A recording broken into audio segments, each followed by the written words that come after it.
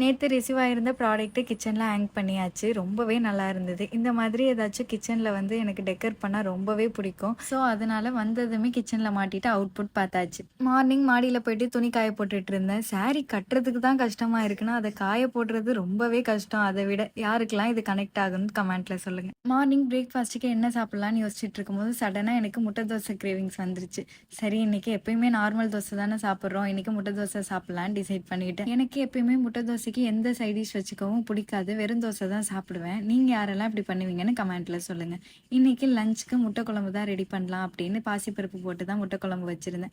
அதுக்கு எல்லாமே ரெடி பண்ணிட்டு முட்டை குழம்பும் வச்சாச்சு. எனக்கு இந்த குழம்பு பாட்டி ஃபேவரேட்ல ஒன்று. ரொம்பவே டேஸ்டா பண்ணுவாங்க. ஸோ அவங்க கிட்ட இருந்து கத்துக்கிட்டது தான் இது. இதுக்கு சைட் டிஷ்ஷா நல்லா காரமா இருக்கிறதுக்காக கருவாட்டு தொக்கு தான் வச்சிருந்தேன். அதுவுமே ரொம்பவே நல்லா இருக்கும். இது ரெண்டு காம்பினேஷன். எப்பயுமே இந்த காம்பினேஷன் ஃபுட் எனக்கு ரொம்ப பிடிக்கும். இப்போ குழம்பு காரமா இருந்ததுன்னா அதுக்கு வந்து சைட் டிஷ் மைல்டா அந்த மாதிரி தான்